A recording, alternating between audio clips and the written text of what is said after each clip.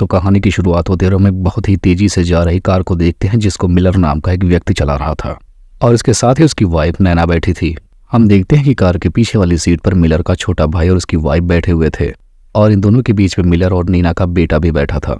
हम जान पाते हैं कि ये सारे लोग जंगल की तरफ जा रहे थे जहां पर इनका एक और भाई रहता है। अब काफी टाइम ड्राइव करने के बाद हम देखते हैं कि ये लोग शहर को पीछे छोड़कर एक जंगल में पहुंच जाते हैं और वहां पर एक वीरान घर होता है जो कि हेनरी का होता है। अब यहाँ पर मिलर नेमन का बड़ा भाई था और यहाँ पर वो अपने भाइयों से बताता है कि गाड़ी में हमारे पिता की अस्थियां हैं और हम उसको लेकर नदी के किनारे जा रहे हैं।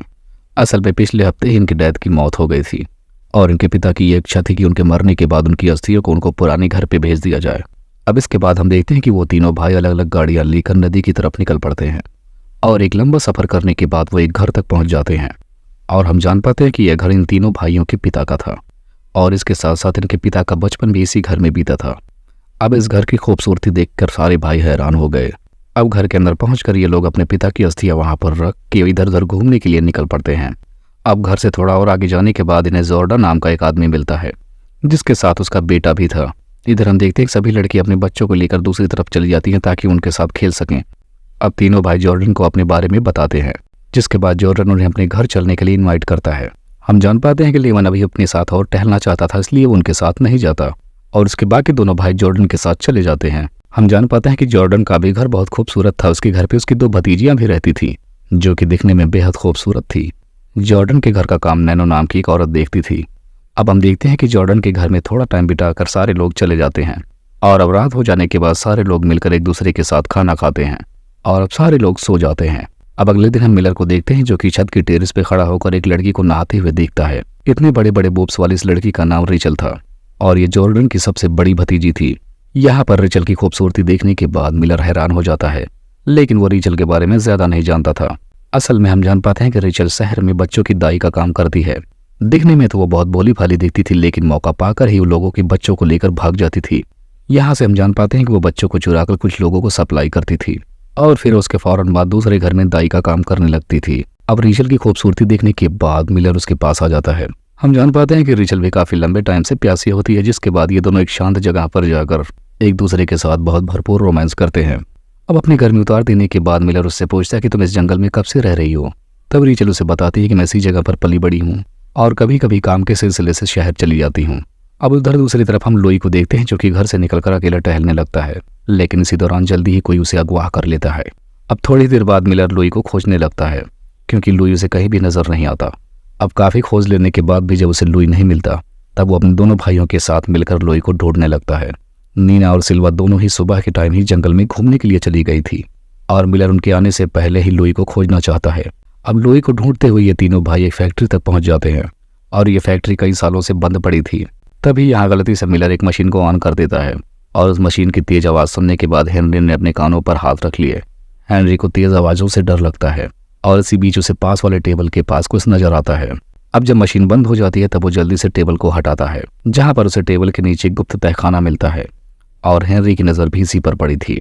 अब सबसे पहले हेनरी तहखाने में जाता है और जब वो नीचे जाता है तब उसे वहां की दीवारों पर कुछ लिखा हुआ दिखाई देता है और अब वो उन्हें पढ़ने लगता है। अब हेनरी के बाद लेमन भी नीचे आकर लुई को ढूंढने लगता है। अब जल्दी ही इनके हाथ लुई की टोपी लग जाती है लेकिन वहां पर इन्हें लुई कहीं नहीं मिलता।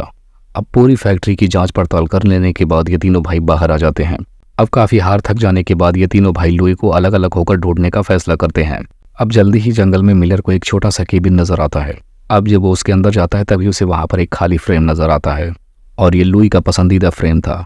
अब वो फ्रेम लेकर जैसे ही मिलर बाहर आने लगता है तभी उसे स्टीव नाम का आदमी दिखाई देता है। अब वो फौरन स्टीव को अपनी गन दिखाकर लुई के बारे में पूछने लगता है। तब स्टीव उसे बताता है कि मुझे लुई के बारे में कुछ नहीं पता। तब यहाँ पर स्टीव भी बताता है कि बहुत साल पहले मेरा बेटा भी यहाँ से गायब हो गया था लेकिन वो मुझे आज तक नहीं मिला। अब अपनी बात खत्म करने के बाद स्टीव रोने लगता है जबकि मिलर आगे जाने का फैसला करता है। उधर हेनरी भी लुई को खोजते खुद नदी के किनारे तक पहुंच गया। वैसे तो लुई को यहाँ के लोकल लोगों ने अगवा किया था और इस वक्त लुई उनके पास ही था। उसे पता चल चुका था कि लुई का परिवार उसे खोज रहा है जिसके बाद ये लोग अब लुई के परिवार को रोकने का फैसला करते हैं। दूसरी तरफ हम हेनरी को देखते हैं जो कि लुई को अभी भी नदी के किनारे बैठकर खोज रहा था और इसी बीच उसके पास दो पुलिस वाले आ जाते हैं। यहाँ पर वो हेनरी को बताते हैं कि हमें एक बच्चा मिला है। तब हेनरी उनसे पूछता कि आखिर वो बच्चा कहाँ पर है। अब पुलिस वाले उसके बारे में उसे बता ही रहे थे तब तक उसके पीछे से आकर एक लड़का हेनरी पर जोरदार सर पे वार कर देता है जिसकी वजह से वो वहीं पर गिर के बेहोश हो जाता है।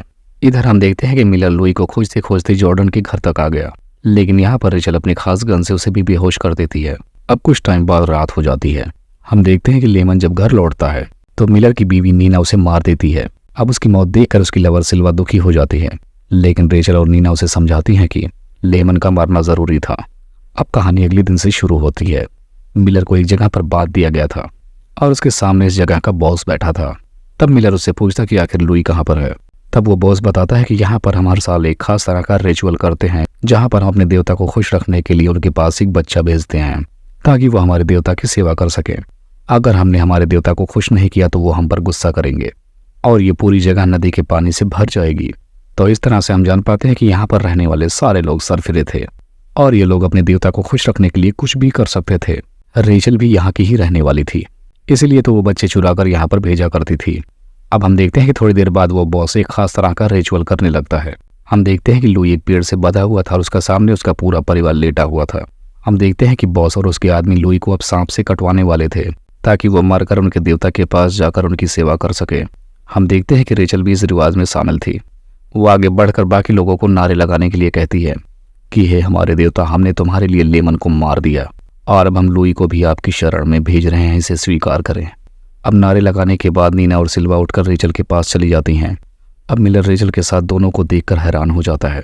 अब उसके पूछने के बाद रेचल बताती है कि ये मेरी बहनें हैं और हम ऐसे ही लोगों को बेवकूफ़ बनाकर ऐसा काम करते हैं। असल में रेचल की 3 बहनें थीं जो कि उस वक्त उसी के साथ खड़ी थीं।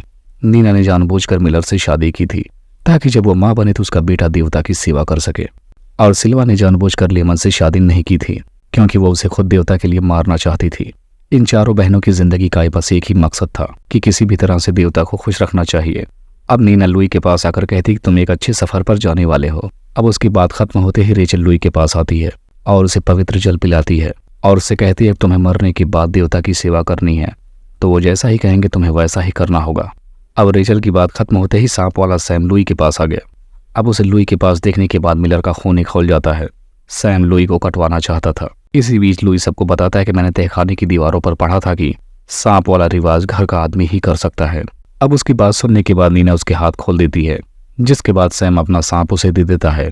अब हेनरी अब धीरे धीरे लुई की तरफ बढ़ने लगा था, लेकिन मौका देखकर वो बाकी लोगों पर टूट पड़ता है और इसी बीच मिलर भी खुद को छुड़ा लेता है और वो भी इस लड़ाई में शामिल हो जाता है।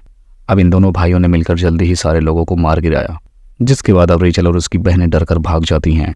अब इस लड़ाई के बाद बॉस लुई को मारने वाला होता है, लेकिन इस वक्त हेनरी उसे रोकने वाला था, जिसकी वजह से बॉस हेनरी पर गोली चला देता है, लेकिन मरते मरते हेनरी भी उसे मार देता है। अब कहानी के आखिर में मिलर और लुई जिंदा बचते हैं। दोनों भाइयों ने उन सभी लोगों को मार दिया था जो कि देवता को खुश रखने का कांड करते थे। रेचल और उसकी बहनों के बारे में कुछ भी पता नहीं चलता और इसी सीन को दिखाते हुए इस मूवी का यहीं पर एंड हो जाता है।